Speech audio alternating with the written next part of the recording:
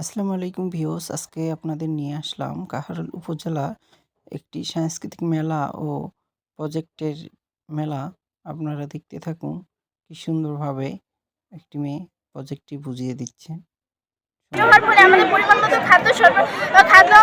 খাদ্য উৎপাদন হয় না, যার ফলে আমাদের খাদ্যের ঘাটতি দেখে তাদের সরকারও কিন্তু আমাদের তেমন সঠিকভাবে খাদ্যের সরবরাহ দিতে পারছে না, ফলে আমাদের নানা সমস্যার সম্মুখীন হতে হচ্ছে। এটা হচ্ছে আমাদের প্রজেক্টের মেন বিষয়। তো আমরা প্রথমে আসি প্রজেক্টের হচ্ছে এই গোয়ালঘর আমাদের আমিষের চাহিদা পূরণ করে, পাশাপাশি এর যে বজ্র পদার্থগুলো পাই সেই বজ্র পদার্থগুলো আমরা একটা কন্টেনারে মজুত রাখবো।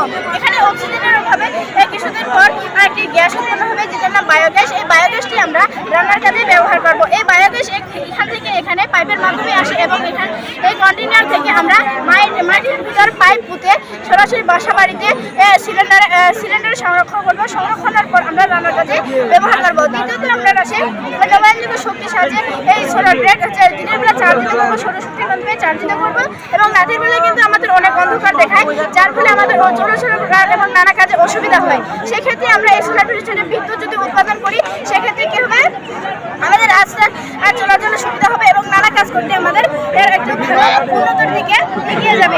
এখানে আমরা ক্ষেত্রে ব্যবহার করছি সোলার প্লেট। এই সোলার প্লেট ব্যবহার করে আমরা রাতের বেলা অনেক পোকামাকড় আসে যা আমাদের ক্ষেতকে নষ্ট করে আমাদের ফলে খাদ্যের চাহিদা হ্রাস পায়।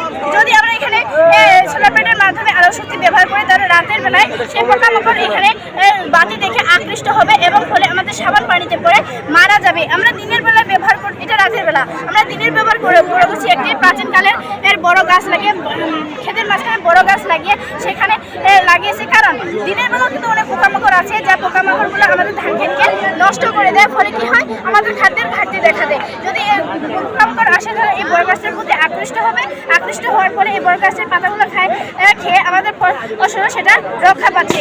এবারে আমাদের মেন প্রজেক্ট এসেছে আমাদের আশেপাশে সেগুলো আমরা একটি কন্টেনারে মজুদ রাখি, সেখানে মজুদ রেখে কিছুদিন পর সংগ্রহ করবো। তারপর আমাদের সরকারি কর্মকর্তা সেখান থেকে এই পলিথিনগুলো সংগ্রহ করে নিয়ে যাবে এবং ওই পাশে আমরা দিয়েছি একটি যেখানে অবৈধ পাত্রে